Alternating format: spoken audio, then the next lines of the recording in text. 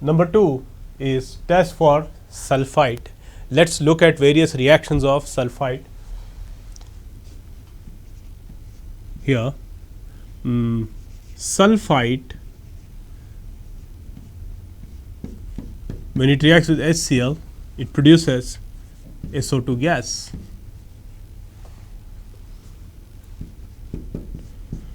Sulphite, when it reacts with barium chloride, you get a white precipitate of barium sulphite.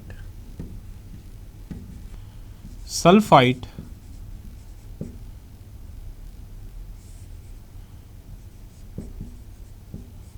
is made to react with silver nitrate. There are two possibilities you can think of. Excess silver nitrate will give Ag2SO3, a white precipitate.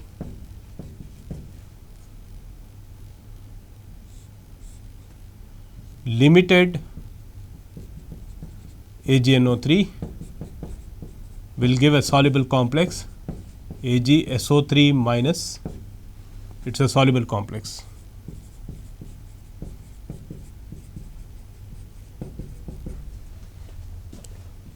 Number 4, sulphite on reaction with acidified dichromate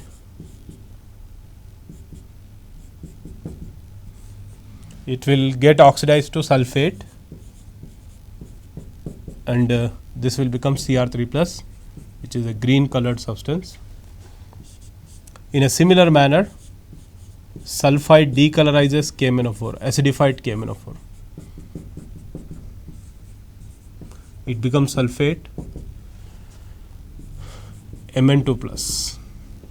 So these are some important reactions of sulphite. With HCl it produces SO2 gas. With barium chloride you get a white precipitate of barium sulphide, and with silver nitrate it depends upon whether you take excess silver nitrate or limited silver nitrate. With excess you get a white precipitate of silver sulphide. With limited you get soluble complex. With both acidified dichromate and acidified permanganate, sulphite is oxidized to sulphate, and there is a color change. Now let's look at the identification of type 2 anions. Examples are chloride, bromide, iodide, and nitrate.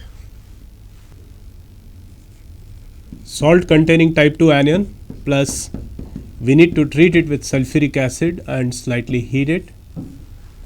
Then a gas is evolved, and we need to identify the gas, and then we can identify the anion present in the salt.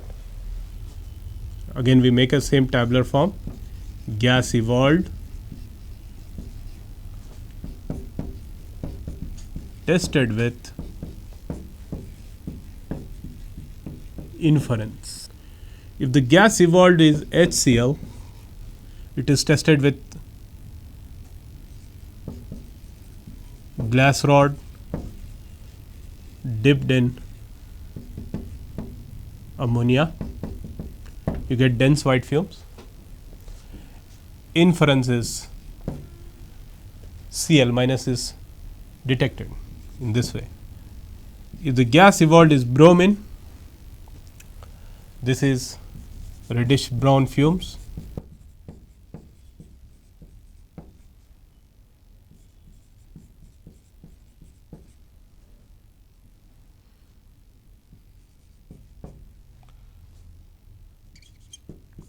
If iodine is formed,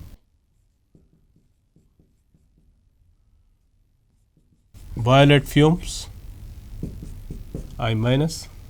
If you get NO2 gas,